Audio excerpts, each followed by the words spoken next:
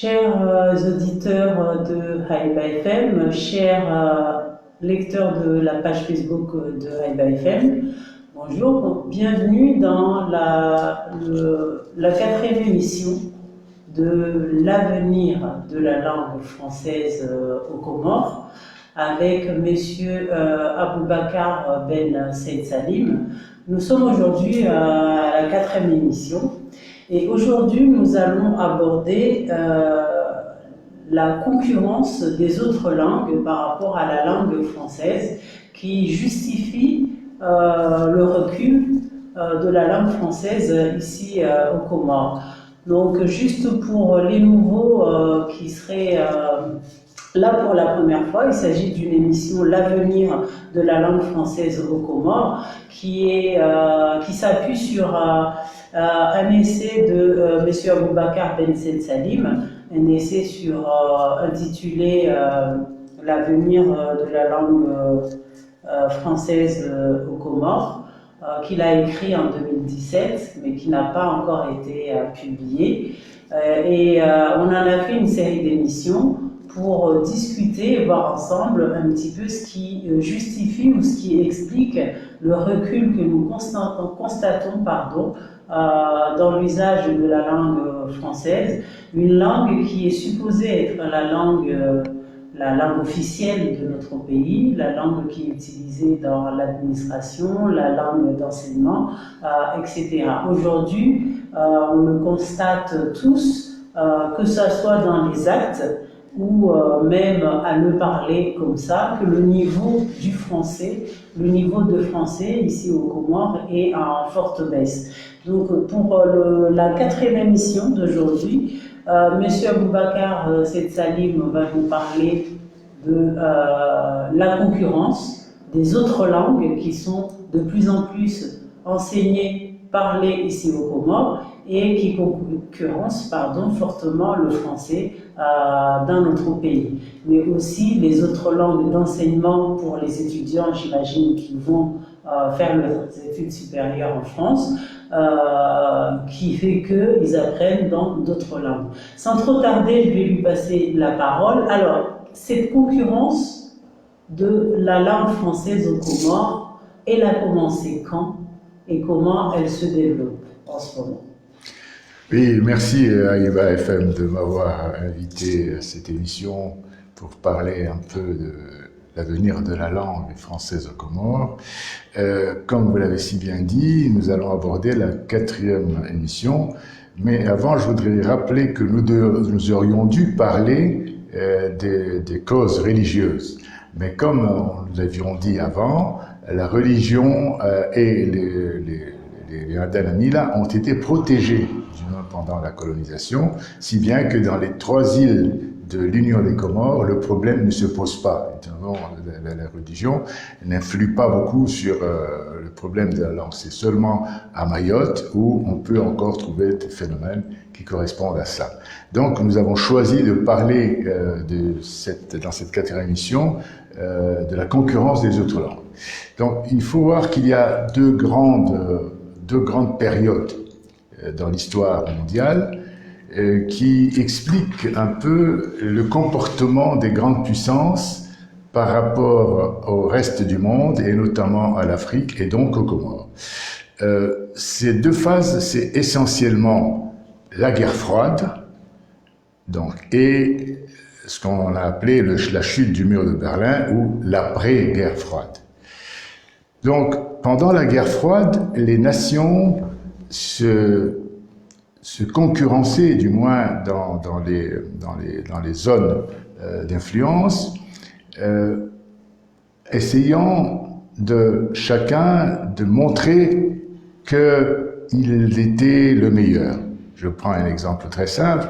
Donc, les pays qui étaient sous domination des pays de l'Est, donc l'URSS essentiellement, et les pays qui étaient sous domination américaine ou occidentale et capitaliste, eh bien, il y avait là une espèce de concurrence qui était plus basée sur la culture. Vous voyez, puisque les Occidentaux ne pouvaient pas rentrer dans les zones russes ou URSS, eh bien, ils essayaient de montrer en quoi ils étaient beaucoup plus civilisés que les Russes, etc.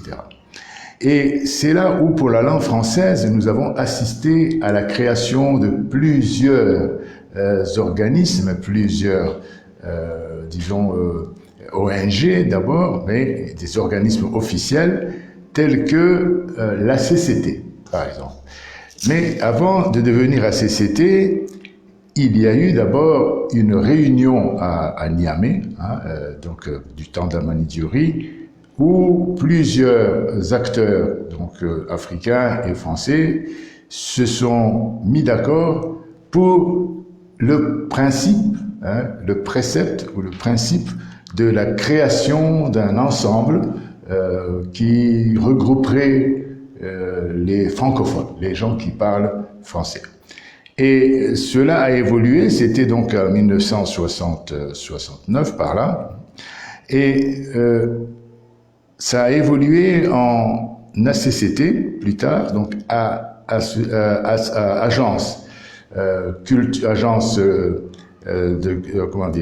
la CCT, donc agence de coopération culturelle et technique, donc il faut retenir surtout le mot culturel, et qui va évoluer lui-même, cette agence va évoluer en 1970, n'est-ce pas, et va devenir la francophonie, agence de la francophonie. Et cette évolution va aboutir en 1995, à une notion encore plus large de l'agence de la francophonie qui va prendre des dimensions plus politiques. Donc, qui va s'occuper des droits de l'homme et des droits humains, etc.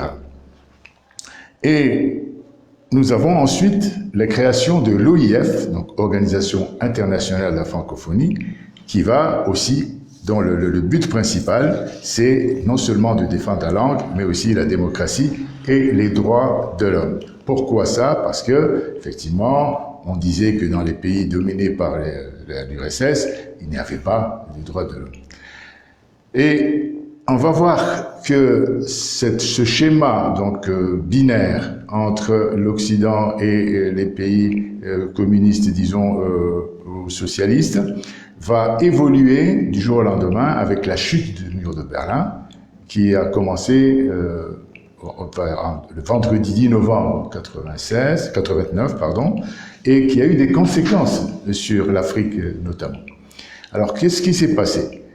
La France va voir que maintenant qu'elle peut aller dans les pays anciennement socialistes, eh bien, il fallait avoir une influence beaucoup plus économique que culturelle. Donc, l'OIF va devenir une organisation plus politique, depuis le sommet de Hanoï en 1997, et va essayer d'embrasser la totalité, n'est-ce pas, des activités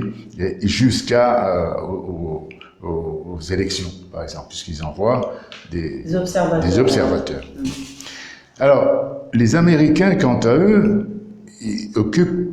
qui occupent le terrain culturel, et notamment avec Hollywood, donc les films, puisqu'ils avaient suffisamment quand même de quoi nourrir les industries à la guerre froide, mais là, il y a une occasion de se racheter pour montrer qu'en fait, ils ne sont pas les méchants, comme la France aussi, quand elle a été chargée de faire jouer le gendarme de l'Afrique. Donc, ils vont essayer, les Américains, de se donner une image beaucoup plus positive par rapport à ce que les gens ont pensé sous l'influence, justement, de la Russie, de l'URSS, pardon. Je parle de l'URSS, pas de la Russie. Et à ce moment-là, nous allons voir la puissance hollywoodienne, donc tout ce qui est production de films, qui va se déverser sur l'Afrique, avec des héros qui chaque fois vont tenter de montrer que l'Afrique l'Amérique est invincible, et cela se passe surtout dès qu'il y a une défaite, puisque le héros qui a suivi la défaite de la guerre du Vietnam, c'est Rambo. Rambo, donc, qui va, en tant qu'ancien du Vietnam, faire des choses vraiment impossibles pour sauver les anciens camarades, prisonniers, etc. Donc, ce Rambo, c'est effectivement le héros américain qui s'en sort dans toutes les situations, et notamment malgré la défaite de la guerre du Vietnam. Et ensuite, nous avons eu, les Américains ont eu à avoir aussi des défaites au niveau de l'Irak et du Pakistan. Ça, c'est encore plus récent. Et là, nous avons un autre type de héros qui est Jack Bauer. Et cette fois-ci, donc, c'est un Américain qui est des services secrets, qui est chargé d'empêcher donc le djihadisme musulman et en même temps de savoir des choses sur ce djihadisme, de faire des enquêtes et de traquer tous ceux qui ont des projets de déstabilisation de l'Amérique. Donc, ce Jack Bauer est le type de héros qui convient, n'est-ce pas, aux erreurs et aux défaites de l'Amérique par rapport à l'Irak et au Pakistan, et qui essaie de rattraper les USA par rapport à l'image, n'est-ce pas, d'une Amérique invincible. Et nous avons, à ce moment-là, quand les films sont déversés sur les continents autres qu'européens et américains, eh bien, nous avons en même temps la langue qui accompagne ces films. Et bien sûr, il y a des sous-titres parfois, mais dans beaucoup de pays africains, bon, il y a juste Jack Bauer. Et puis, dans les pays africains anglophones, qui ne sont pas hermétiquement fermés avec les autres pays francophones, eh bien, Jack Bauer, c'est en anglais. Et en plus de cette langue qui est véhiculée par le film, il y a aussi des ONG qui rentrent dans ces pays et qui apprennent, n'est-ce pas, la langue anglaise aux habitants, presque gratuitement, d'accord ? Et ces ONG, bon, il y en a même aux Comores actuellement, qui font ce travail d'apprentissage de la langue anglaise. Et nous avons également, au niveau des États-Unis et des institutions qui concernent les affaires étrangères, une possibilité d'apprendre les langues locales des pays visés pour faciliter justement l'influence des Américains, aussi bien sur le plan culturel que sur le plan économique, puisque maintenant, avant ils étaient limités, maintenant ils ont à conquérir la totalité de l'Afrique et de l'Asie, pour nourrir leur industrie qui est de plus en plus gourmande, puisqu'elle se développe aussi de plus en plus avant la concurrence de la Chine. Alors, cela a comme résultat que le monde francophone se met à l'anglais, puisque c'est une langue qui est utilisée non seulement sur Internet.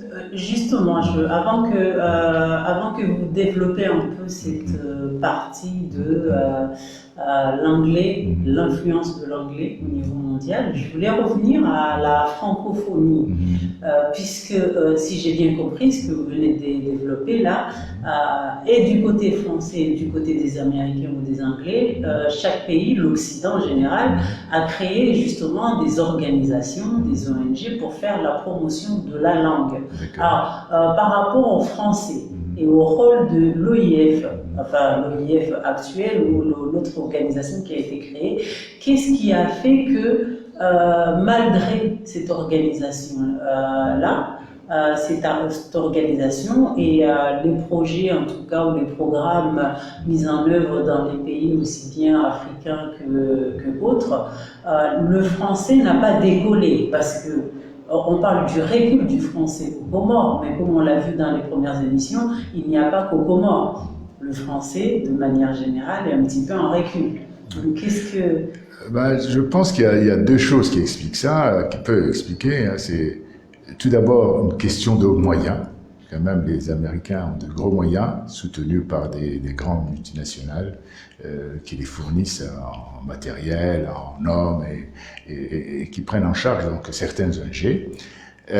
Mais aussi, il y a, comme on l'a vu, cette préparation préalable de pénétration dans les pays visés en apprenant les langues locales.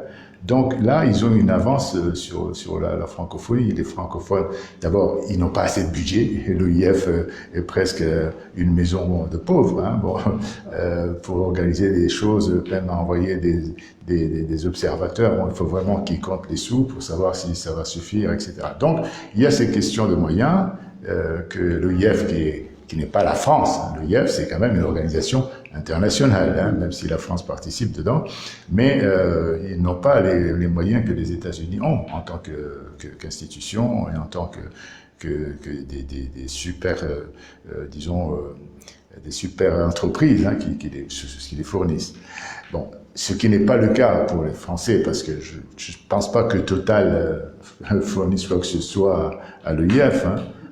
Bon, donc voilà ce qu'on peut dire par rapport au fait que malgré la volonté, hein, de vouloir instaurer, donc redorer le blason de la langue française dans les pays africains et asiatiques et autres, eh bien, ça n'a pas décollé. Donc moyen et surtout technique ou tactique, hein, de pénétration, d'approche de ces langues. Donc, je disais que le monde francophone se mettait à l'anglais, à commencer par la France, hein, qui, dans les instances internationales, les cadres français de l'ENA et des autres écoles préfèrent parler anglais pour être compris plus facilement par le monde, puisque je pense que la langue majoritaire sur ce plan-là, de communication scientifique et politique et tout, c'est l'anglais. Et ensuite, bien entendu, l'Afrique étant souvent sous l'influence francophone, influencée par la France, eh bien, ils ont suivi aussi en parlant anglais. Et un phénomène va venir bouleverser, n'est-ce pas, la donne, et qui est l'arrivée des Chinois et du mandarin. Les Chinois, bien sûr, étaient en Afrique longtemps, avant la chute du mur de Berlin, puisqu'ils avaient, avec les Russes, une influence quand même sur une bonne partie de l'Afrique. Mais cette influence se limitait disons, à la zone diplomatique. Ils essayaient d'observer, de savoir un peu comment étaient les pays, les dirigeants, etc. Et faisaient leur rapport à Pékin. Au fur et à mesure que les choses ont évolué, eh bien, il y a eu cette période aussi qui a fait que la Chine s'est mise à l'économie libérale, avec l'arrivée de Deng Xiaoping et de sa fameuse théorie du chat blanc ou noir qui doit attraper avant tout les souris. Et ils ont eu, à ce moment-là, à faire comme les autres, c'est-à-dire à aller vers l'exploitation non seulement des mines et des minerais et du pétrole dans les pays africains, mais avec une différence d'approche, hein, qui n'est pas celle des Américains ni celle des Français. Alors que font les Chinois? Eh bien, les Chinois, ayant observé les dirigeants africains, bon, ils ont appris à savoir, ils ont su, hein, que c'était des gens qui étaient corruptibles, qu'ils avaient un ego très poussé, et que donc, pour les flatter, il fallait mettre plein la vue avec des bâtiments monstrueux qui fait pour la fierté, n'est-ce pas, des dirigeants, disant aux étrangers, voilà, vous voyez le palais du peuple, vous voyez les stades, vous voyez ceci. Donc, les Chinois ont cette approche du visible, hein, et qui fait que, bien entendu, le petit peuple africain est vite pris dans ces filets, puisque, oui, ça se voit. C'est vrai que les Chinois ont fait ça, ils ont fait des routes, alors qu'en réalité, c'est pas seulement des dons, hein. Donc, ce qui se passe, c'est que les Chinois, ils peuvent non seulement fournir, enfin, dans les pays où il y a des appels d'offres réels, eh bien, ils peuvent être peut-être moins disants que d'autres, et ils ont des marchés financés par souvent la Banque mondiale, le FMI, etc., mais très peu, hein, par le gouvernement chinois, hein. Et donc, mais ils ont cette image que c'est des constructeurs, c'est des bâtisseurs, hein, des bâtisseurs. Et là, en Afrique, c'est quand même quelque chose qui prend très rapidement, et les dirigeants vont jusqu'à leur céder, hein, presque gratuitement, beaucoup d'exploitation, hein, Bon, quand je dis gratuitement, bon, c'est-à-dire sur le papier, c'est gagnant-gagnant, mais en réalité, c'est que les dirigeants africains ont des dessous de table beaucoup plus confortables, n'est-ce pas, avec les Chinois qu'avec les autres, peut-être. Mais aussi, c'est parce que les Chinois ne se mêlent pas de savoir s'il y a dictature ou pas dictature, s'il y a démocratie ou pas démocratie. Hein, l'essentiel, c'est d'attraper la souris, n'est-ce pas, aussi bien en Chine qu'en Afrique. Donc, là, bien entendu, comme l'économie ne va pas sans la culture, eh bien, les Chinois ont commencé à comprendre qu'il fallait que leur langue soit connue en Afrique et dans les autres pays. Et pour cela, ils ont facilité les formations des cadres africains en Chine, donc contact avec la langue chinoise et avec la culture chinoise et la civilisation chinoise, mais aussi maintenant une politique beaucoup plus agressive avec l'Institut genre Confucius, et d'autres ONG certainement, mais l'Institut Confucius est l'institut qui est officiellement l'institut qui apprend le mandarin aux Africains et aux autres pays. Eh bien, ils s'installent dans les pays, ils ouvrent des cours et ils apprennent donc le mandarin, le chinois, avec en perspective le fait que les Chinois, avec leurs milliards d'habitants, eh bien, vont pouvoir être dans tous les domaines de l'économie, dans le monde entier, que ce soit des banques ou des entreprises, ou de la diplomatie. Donc, on dit aux gens, apprenez le chinois parce que c'est une langue d'avenir. Hein, si vous voulez faire du commerce et si vous voulez faire de la diplomatie, la Chine est inévitable puisque c'est elle maintenant qui est en concurrence avec les États-Unis. L'anglais était effectivement important à un moment donné parce que les États-Unis dominaient, c'est la pensée unique à ce moment-là.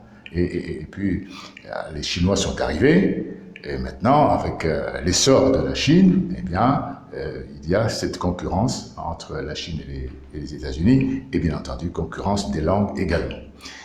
Bien, ce n'est pas demain la veille qu'on va faire parler chinois dans la rue en Afrique, mais ce qui est sûr, c'est que beaucoup de cadres africains qui ont été formés en Chine parlent chinois, des médecins, des administrateurs, et en plus de leur langue propre, et du français qu'ils ont appris avant d'aller là-bas, puisqu'ils sont partis là-bas quand même une fois adultes, donc ils sont bilingues ou trilingues, et le chinois fait partie justement de ces langues. Mais pour l'instant, il n'y a pas encore de pays africain qui a le chinois comme langue officielle. Ça, c'est le privilège du français et de l'anglais. Mais je pense que ça ne doit pas tarder. Et puis, enfin, on va dire, et la langue française dans tout ça, puisque c'est d'elle dont il s'agit, eh bien, il y a, d'abord, c'est ce que je viens de dire, il y a une espèce de tsunami de l'anglais et du chinois qui apparaissent comme des langues utiles et utilitaires pour les Africains et les hauts cadres de l'administration. Et puis, en plus de cela, il y a l'apparition d'une nouvelle tendance de valorisation de la culture et de la civilisation africaine et des langues africaines, et qui fait que le français qui était dominant dans les pays francophones commence à être remis en cause à partir justement de cette tendance de la culture kamite, c'est-à-dire d'origine, disons, égyptienne, qui remonte, n'est-ce pas, au pharaon noir, et donc mise en valeur de cette culture et des langues locales, jusqu'à devenir des langues régionales ou internationales. Le cas du Swahili, le cas du Hausa, le cas du Wolof peut-être, qui va aussi progresser sous l'influence des savants, des savants africains qui essaient de mettre en avant. Justement, avec votre expérience, parce que ce développement, ou en tout cas cette orientation vers la renaissance de ces langues locales, de ces langues anciennes qui ont été un petit peu oubliées, sont mises aussi en exergue par les nouvelles technologies, à savoir les réseaux sociaux. On voit de plus en plus de jeunes africains qui développent des applications en langue locale. Est-ce que vous pensez que c'est quelque chose qui va de plus en plus se développer ou c'est un épiphénomène? Je pense que c'est un phénomène qui va se développer, d'autant plus qu'il est soutenu au niveau des masses populaires qui n'ont pas forcément accès à Internet par la tendance de création de films africains en langue africaine. Donc des institutions comme le FESPACO, le FESPACO, des grands cinéastes connus comme Ousmane Sembène et d'autres, et qui font des films avec non seulement la langue africaine, mais aussi avec des thématiques qui parlent de l'Afrique. Donc, l'Africain qui a la télévision, je pense que c'est une bonne majorité, eh bien, entend sa langue à la télévision, à la place de la langue de Jack Power ou de Rambo ou de XY, il a une certaine fierté et effectivement va appuyer cette tendance de mettre en valeur les langues locales. Mais un autre phénomène qui est beaucoup plus facile à comprendre, c'est les journaux, c'est la presse. La presse, dans certains pays, il suffit de se déplacer en Tanzanie, vous verrez tous les matins les vieillards, les vieilles mamans, les jeunes, tout le monde court vers son journal, acheter son journal préféré, qui est écrit en Swahili. Donc, la langue Swahili devient de plus en plus populaire et d'ailleurs, elle est une des langues de l'Union africaine actuellement et est enseignée dans d'autres universités, même occidentales, pour justement pouvoir bénéficier de la manne de la zone Swahili, qui est assez étendue, qui va jusqu'à en RDC. Donc voilà, donc le français dans tout ça est pris en réseau, si on peut dire, par ces autres langues qui viennent d'arriver ou celles qui étaient là avant et qui se sont développées beaucoup plus rapidement avec les gros moyens et avec les hommes et les institutions qu'il faut. Très bien, c'est ici que va s'achever cet épisode sur l'avenir de la langue française. Aujourd'hui, M. Aboubacar Benzetsalim vous a parlé de la concurrence des autres langues, même si c'était un tableau un petit peu qui parlait de l'Afrique, mais ce qui se passe en Afrique, c'est ce qui se passe exactement ici au Comores. Les organisations internationales qui partent à la conquête de nos mondes se trouvent ici au Comores, que ce soit ceux qui enseignent l'anglais ou le chinois. Cette renaissance des langues locales, on commence à voir un frémissement ici. Il y a les adeptes, en tout cas les défenseurs du Shikomori, qui sont de plus en plus audibles. Il n'y a pas si longtemps, au mois de mars, le chanteur Salim Ali Amir a lancé la journée du Shikomori, où il a invité tout le monde à parler Shikomori ce jour-là. Je pense qu'il y a eu un bon accueil pour quelque chose qui n'a pas été préparé, qui n'a pas été largement diffusé, mais on l'a vu sur les réseaux sociaux, partout où chacun y a mis du sien. Donc on peut dire que tous ces phénomènes que vous avez décrits, qui se voient au niveau international, sont très présents ici au niveau. Alors avant de terminer, je veux quand même rappeler que des choses importantes par rapport à la langue comorienne. Rappeler le travail de Chamanga, rappeler le travail de Saïd Souali en tant que linguiste, qui ont quand même été les initiateurs de l'étude de la langue comorienne, qui a permis ensuite à des... Bon, et puis, beaucoup plus récemment, une initiative qui était de faire un plaidoyer auprès de l'État pour une académie du Shikomor avec l'initiative de Mané Chayaya, de moi-même et d'autres amis qui sont autour de ce projet. Donc, ce sont des éléments important qui montre, en plus de cet engouement dans les réseaux sociaux, qui montre qu'il y a un avenir de la langue comorienne. Maintenant, ce qui reste, c'est que l'État accepte justement que cette langue devienne une vraie langue officielle, qu'on écrive des décrets ou des arrêtés en chicomore, même si on doit mettre la traduction française à côté pour les juristes qui n'en ont appris que le français. Mais c'est seulement à ce niveau-là qu'il y aura déclenchement du développement de la langue comorienne qui sera enseigné ensuite, etc. Dans les écoles. Très bien, donc comme à chaque émission, je vais vous laisser le mot de la fin pour conclure à cette 4e émission sur l'avenir de la langue française au Comores. Oui, et donc je disais, pour finir, je voulais dire que, bon, après ces émissions qui ont montré un peu le recul de la langue française, il faudra quand même trouver une solution pour vivre avec. Je compare souvent la langue française dans les pays francophones comme étant l'os du cou du poulet. En comorien, on dit nyamansingo. On ne peut pas la manger, on ne peut pas la jeter. Donc, si on doit effectivement, si les Français acceptent cette thèse, il faudra effectivement que les autres langues soient au même niveau que la langue française. Comment faire? C'est-à-dire accepter que les gouvernements des pays africains et des gouvernements des Comores non seulement enseignent leur langue, mais enseignent aussi d'autres langues, telles que le swahili, telles que le portugais, qui sont des langues qui sont autour de nous.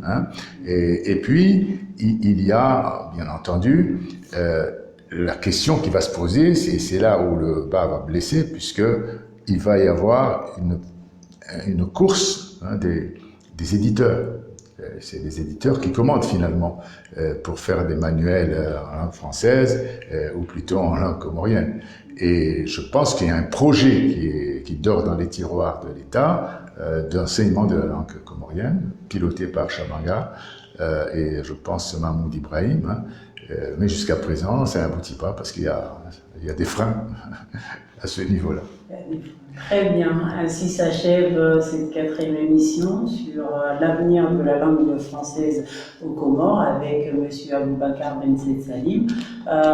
Nous vous remercions d'avoir suivi avec nous cette émission et on vous dit à la semaine prochaine. À la semaine prochaine, Inch'Allah.